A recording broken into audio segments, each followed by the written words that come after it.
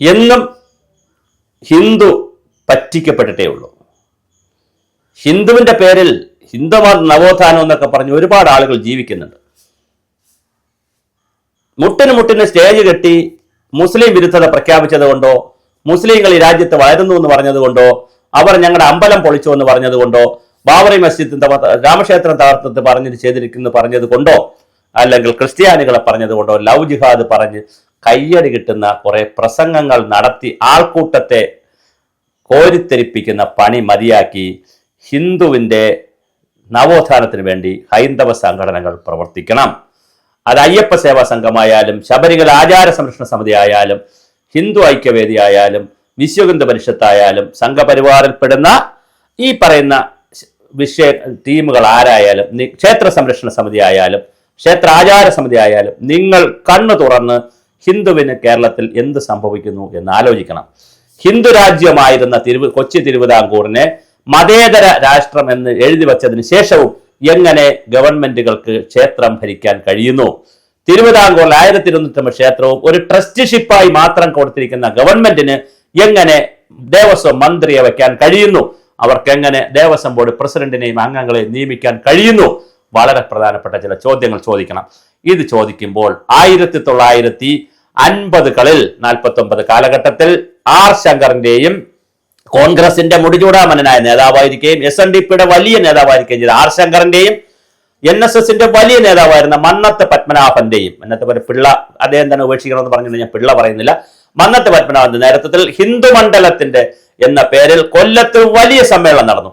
ആ സമ്മേളനം നടന്ന സമയത്തിന്റെ തുടർച്ചയായിട്ടാണ് അവരെ രണ്ടുപേരെയും ദേവസ്വം ബോർഡിൽ എടുത്തതോടുകൂടി പിന്നെ ആ ഹിന്ദു NSS SNDP സഖ്യമൊന്നും ഉണ്ടായില്ല. പിന്നെ അത് ഇങ്ങോട്ട് വന്ന് ഇന്നും നായാടി മുതൽ നമ്പൂരി വരെ എന്നൊക്കെ പറയുന്നുണ്ടെങ്കിലും ഇന്നും അരങ്ങത്ത് മണിയറയിലും NSS SNDPയും തല്ല് തന്നെയാണ്. ഈ തല്ലൊക്കെ മുതലാക്കുന്നത് മറ്റ് സമൂഹവും മറ്റു സമുദായവുമാണെന്നും ഉള്ളതും തിരിച്ചറിയണം. ഞാൻ ശബരിമലയിലേക്ക് വരാം. ശബരിമല ക്ഷേത്രം 1950 തീവച്ചത് ആരാണ്? ശബരിമല ക്ഷേത്രം തീവച്ചത് എന്നെ സംബന്ധിച്ച് ഒരുപാട് പഠനങ്ങൾ പുറത്തു വന്നിട്ടുണ്ട്. കേശവമേനോന്റെ റിപ്പോർട്ട് വന്നിട്ടുണ്ട്, നമ്മൾ കഴിഞ്ഞ ദിവസം ചെയ്തതാണ്. പരമശിവൻ, മിന്നൽ പരമശിവൻ എന്നറിയപ്പെടുന്ന SI ആണ് ഇത് അന്വേഷിച്ചത്. അതേ സൈക്കിളിൽ എല്ലായിടത്തും പോയി വളരെ പെട്ടെന്ന് സ്ഥലത്തെത്തുന്ന ഒരു കേസ് ഉണ്ടായാൽ പെട്ടെന്ന് വരുന്നതാണ് മിന്നൽ പരമേശ്വരനെ. അദ്ദേഹമാണ് ഇത് അന്വേഷിച്ചത്. അദ്ദേഹം പിന്നെ അമേരിക്കയിലൊക്കെ പോവുകയൊക്കെ ചെയ്തു. പിന്നെ അദ്ദേഹം മകളുടെ അടുത്തൊക്കെ പോയെന്നും പിന്നെ പുസ്തകമൊക്കെ എഴുതി പറയുന്ന അദ്ദേഹത്തിന്റെ പേരിൽ പുസ്തകമൊക്കെ ഉണ്ട്. അതിൽ അദ്ദേഹം പറയുന്നത് ഒരു കോടാലി ഒരു ജോസഫാണ് ഇത് ചെയ്തത്. കോടാലി ജോസഫ് അവിടെ ഒരു പിച്ചള കോടാലിയുമായിട്ട് ശബരിമലയിൽ താമസിക്കുന്ന ആളായിരുന്നു. അയാൾ സാത്വികനായതുകൊണ്ട് ആരും ഒന്നും ചെയ്തില്ല. അയാൾ ആദ്യം ജോസഫായിരുന്നു, പട്ടികജാതി പട്ടികവർഗത്തിൽപ്പെട്ട ആളായിരുന്നു. പിന്നെ അദ്ദേഹം മതം മാറി ഹിന്ദു മതത്തിൽ വന്നു, സന്യാസിയായി. പിന്നെ അങ്ങോട്ടും ഇങ്ങോട്ടൊക്കെ വന്ന് അയാൾ അവിടെ താമസിക്കുകയായിരുന്നു. അദ്ദേഹമാണ് അദ്ദേഹത്തിന്റെ കോടാലി കൊണ്ട് 10-15 വെട്ടൊക്കെ വെട്ടി ഈ ക്ഷേത്രത്തെ നശിപ്പിച്ചത്. എന്നാൽ കേശവമേനോന്റെ റിപ്പോർട്ട്, അത് 2 റിപ്പോർട്ട് അന്ന് വന്നു. ഒന്ന് കേരള പോലീസിന്റെ റിപ്പോർട്ട്, ഒന്ന് കേശവമേനോൻ IG ചന്ദ്രശേഖരൻ നായരുടെയും മിന്നൽ പരമൻ ശിവന്റെയും റിപ്പോർട്ട് വന്നു. അതുപോലെ തന്നെ കേശവമേനോന്റെയും റിപ്പോർട്ട് വന്നു. കേശവമേനോന്റെ റിപ്പോർട്ടിൽ പറയുന്ന കുറച്ചുകൂടി വ്യത്യസ്തമായ കഥയാണ്. കരിമ്പിനാൽ കുടുംബവും പിന്നെ 4-5 എല്ലാ കുടുംബത്തിന്റെ പേരെന്ന് ഞാൻ പറയുന്നില്ല. കരിമ്പിനാൽ കുടുംബത്തിന്റെ പേര് പലരും പുറത്ത് പറഞ്ഞുകൊണ്ട് ഞാൻ പറയുന്നു. കാഞ്ഞിരപ്പള്ളി കേന്ദ്രീകരിച്ചിട്ടുള്ള കുറച്ച് ക്രിസ്ത്യൻ കുടുംബത്തിലെ ആളുകൾ സ്ഥിരമായി നായാട്ടിന് പോവുകയും അവരവിടെ വെള്ളമൊടിക്കുകയും പരിപാടികളൊക്കെ ചെയ്യുകയും ചെയ്യും. അങ്ങനെ പോയ കൂട്ടത്തിൽ അവരിൽപ്പെട്ട ഒരു ടീം, 2 ടീമാണ് പോകുന്നത്. ഒന്ന് പരിചാരക ബിന്ദുവും പോവും, ഈ പ്രധാന മോലാളിമാരും പോവും. അവർ ജീപ്പൊക്കെ കൊണ്ട് കാട്ടിൽ പോയി നായാടിയിട്ടൊക്കെ വരുന്നത്. അവർ ഈ ഹിന്ദു മണ്ഡലമൊക്കെ കൂടി കാണുകയും ഈ കാനന ക്ഷേത്രത്തിൽ പിന്നെ അവിടെ ഒരു പ്ലാന്റേഷൻ മാനേജർ ഉണ്ടായിരുന്നു എന്ന് പറയുന്നു.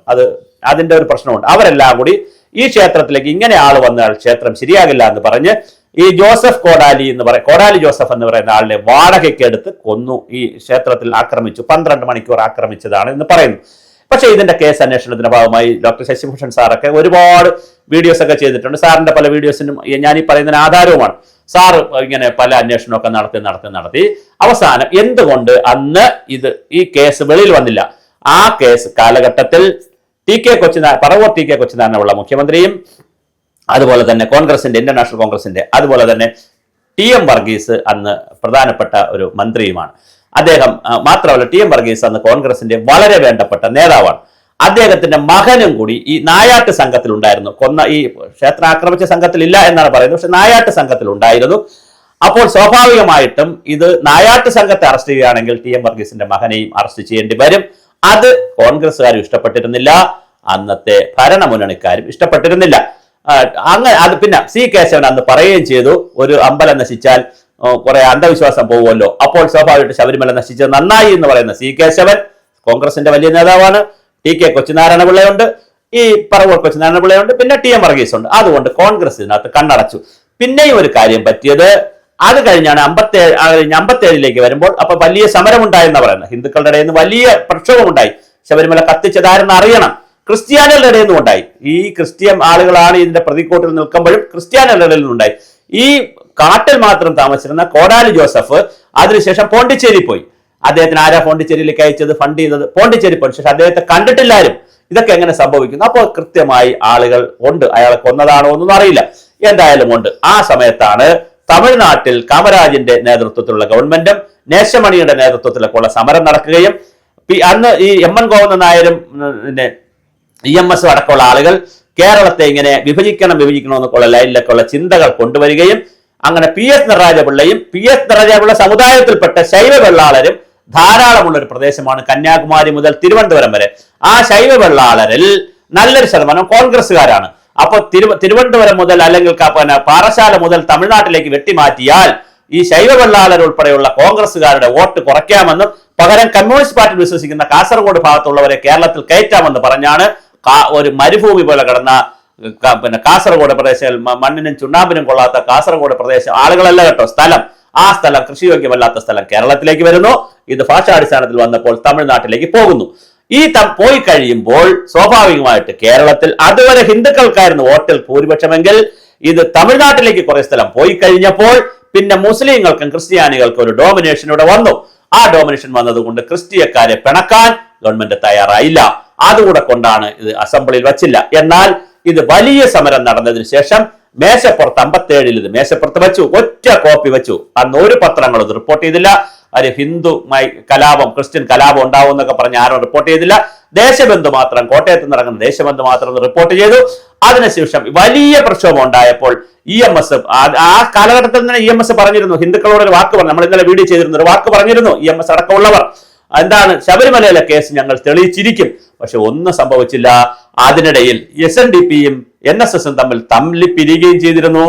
ഹിന്ദുക്കളുടെ ഐക്യം ഇല്ലാതാവുകയും ചെയ്തു. അതില്ലാതായപ്പോൾ ശബരിമല കേസ് വേറൊരു വഴിക്ക് പോവുകയും ചെയ്തു. എന്നാൽ 87 മേശപ്പുറത്ത് വച്ചു.